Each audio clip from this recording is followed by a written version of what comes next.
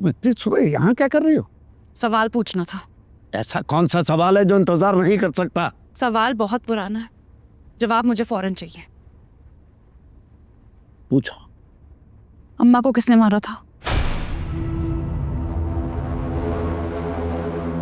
मैंने कहा फौरन जवाब चाहिए। दिल का दौरा पड़ा था। दिल का दौरा पड़ा था या आपने मार दिया था? ये तुम्हें किसने कहा? जिसने भी कहा है, मुझे सच जानना है। मैं जानता हूं कि किसने कहा। जिसने कहा है ना, वो तुम्हारे भाइयों का कातिल है और हमारा कैदी। मैं तुम्हारा सगा बाप हूं और वो एक कैदी, और तुम्हें मेरी बात पे एतबार नहीं है। मुझे आपकी बात पर यकीन नहीं है। तुम्हें नौरोज की बात पे भी यकीन नहीं करना चाहिए। और अगर तुम्हें मेरी बात की समझ नहीं आ रही है ना, तो मार दो अपने बाप को गोली। मगर ये याद रखना कि वो तुम्हें मेरे खिलाफ इस्तेमाल कर रहा है, और वो इस बात में काफी हद तक कामयाब हो चुका है।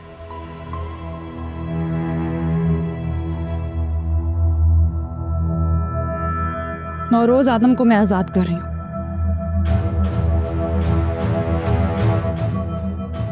आपकी राय की जरूरत पड़ेगी तो मैं लूंगी। तब तक आप इस कमरे में महदूद रहेंगे।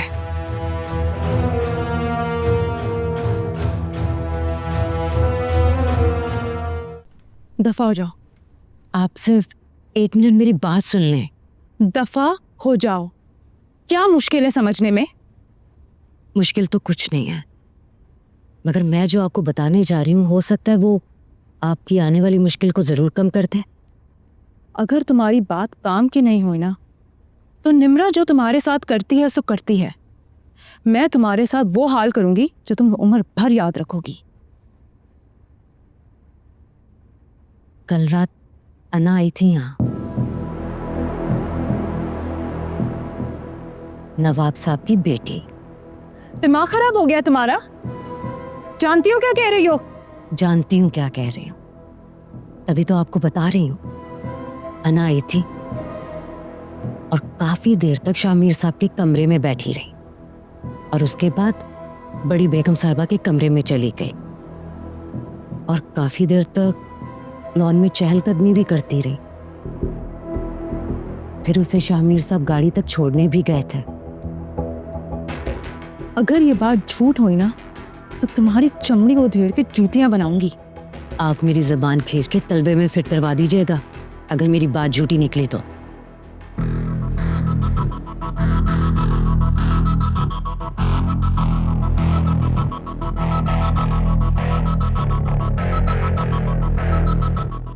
सलाम साहिब, बेगम साहिब का फोन है। कौन सी वाली? तीसरी वाली। वाह भाई वाह, तुम अभी जिंदा हो। आपने तो मुझे कभी अपनी बीवी समझा ही नहीं, मगर मैं एक वफादार बीवी का फर्ज निभा रही हूँ। औरत की याददाश्त तो बड़ी तेज होती है। ये तुम कैसे भूल गई? आखिरी बार तुमने नोट लेकर मुझे मारने के लिए एक बेहतरीन मंसूबा बनाया था, लेकिन अफसोस कि तुम नाकाम रही। मैंने आपको सिर्फ ये बताने के लिए फोन किया कि कल रात आपकी बेटी यहाँ आई थी, सारी रात आदम के बेटे के साथ रही, इज्जत नीलाम कर रही थी, तो मुझसे बर्दाश्त नहीं हुआ। आदम के बेटे ने आपकी बेटी को अपने जाल में फांस लिया है। अना जैसी भी है, मगर है तो मेरी औलाद ना।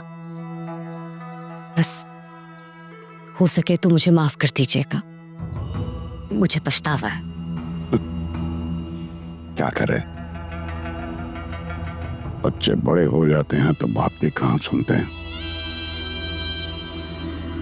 मेरे पास तुम्हारे लिए अफसोस के अलावा कुछ नहीं है।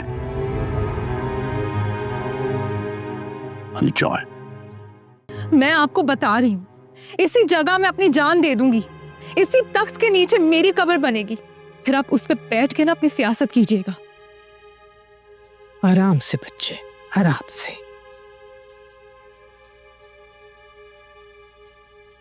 मैं भी जिंदा हूं। कुछ नहीं हो रहा मेरे जीते हुए। आपने बुलाया मुझे? तुमने बताया नहीं? इस घर के फैसले अब तुम करने लगी हो। मैं फैसले लेने लगी हूँ? हाँ, वरना वो लड़की कल रात को इस घर में आती और तुमसे मिलकर चली कैसे जाती? ये शामिर और अना का आपस का मामला है। वो दोनों पसंद करते हैं एक दूसरे को। इस घर में मेरी मर्जी के बगैर कोई किसी से मोहब्बत नहीं करता, खास तौर पर नवाब की बेटी से तो बिल्कुल भी नहीं। नौरोज मेरी मर्जी के खिलाफ कोई फैसला नहीं करता और तुम इन मामलात से दूर रहो।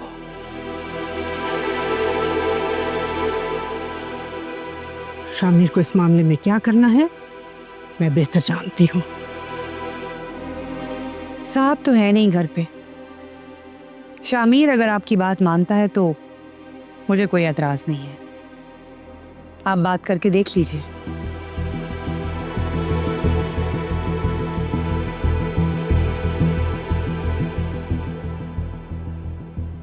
मैं आपको बता रही हूँ, ताई अम्मी के इरादे ना ठीक नहीं है। शामिर जो भी कर रहा है मेरे मशवरे से कर रहा है।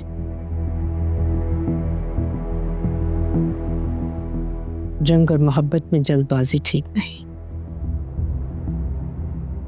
मैं भी दहाइयों से सब्र कर रही हूं। तुम भी थोड़ा वक्त लो।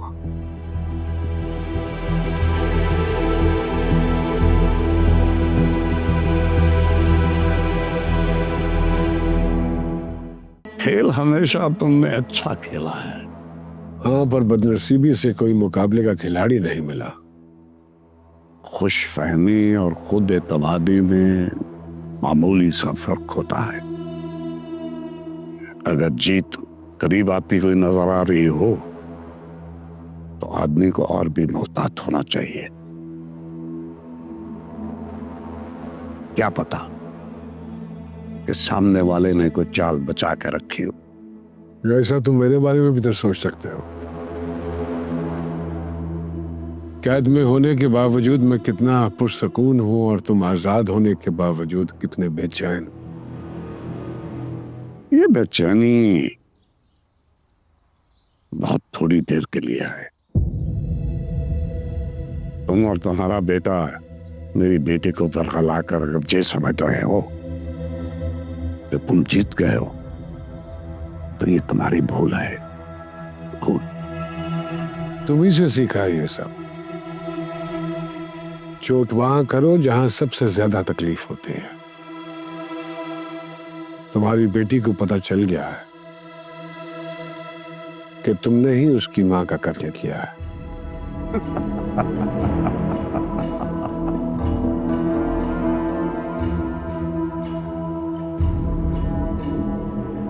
जज्बाती बहुत है मेरी बेटी। ये जो थोड़ी देर का मजा है ना, ज्यादा देर तक तुम इस फायदे का मजा नहीं दे पाओगे।